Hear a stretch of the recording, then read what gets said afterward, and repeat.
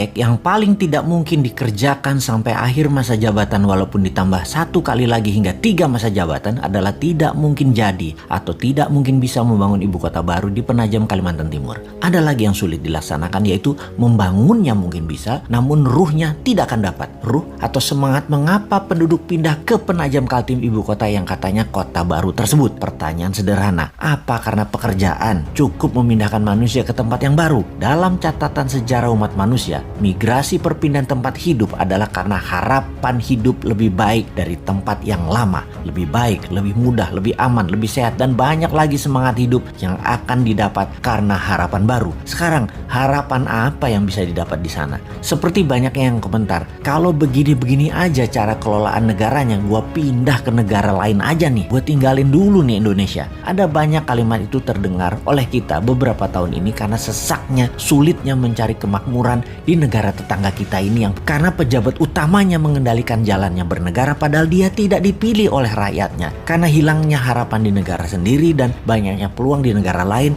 terutama karena lazy money. Itulah keinginan pindah ke tempat lain menuju negara lain menjadi lebih banyak. Kemudian memindahkan orang sebanyak 5 juta ke ibu kota baru. Ini tidak mungkin cepat. Ini terjadi dalam kurun waktu yang lama. Paling cepat dalam 10 tahun. Itu pun harapan hidupnya harus menjanjikan 2 kali dari tempat tinggal yang lama dan dicapainya dengan waktu yang cepat. Kota ini bisa jadi kota mati, mangkrak. Membangun kota seperti real estate saja, Bintaro, BSD, Alam Sutra yang berdekatan dengan vibrantnya Jakarta memerlukan waktu lebih dari 15 tahun baru kerasa manfaatnya. Apalagi pusat pemerintahan, apalagi ibu kota. Asli nggak sederhana. Antar pulau lagi. Entah apa alasannya ngotot memindahkan ibu kota yang tidak punya sejarah nasionalnya, tidak ada sektor ekonominya, dan tidak ada sektor keamanannya sebagai wilayah terpenting yaitu ibu kota. Pangkalan militer harusnya dibangun terlebih dahulu agar kalau ada serangan dari utara, dari Malaysia, Tiongkok, Filipina bisa diintercept oleh radar, peluru kendali,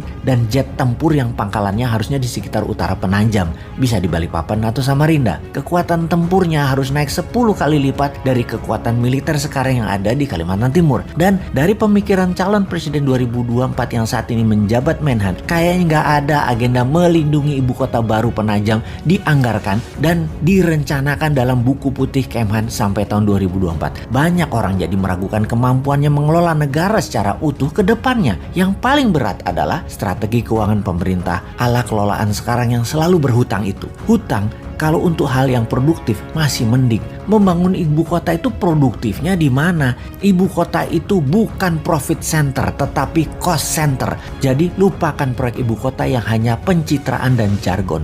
20 tahun gak akan kelar dan pemimpin 2024 nanti dari Newman tidak akan meneruskan proyek tidak produktif ini. Pasti kita punya rencana lain yang jauh lebih produktif dan jauh lebih powerful. Saran aja nih Pak, saran, ngapunten loh ya, hanya saran. Lebih baik 3 tahun ini tidak usah bangun-bangun baru yang kesannya megah-megahan. Bagaimana memikirkan dan melakukan tindakan yang produktif mengurangi hutang yang selama 5 tahun kemarin hampir ngutang terus sebanyak 5.000 triliun bisa lunas nanti di akhir masa jabatan. 3 tahun ke depan itu lunasi.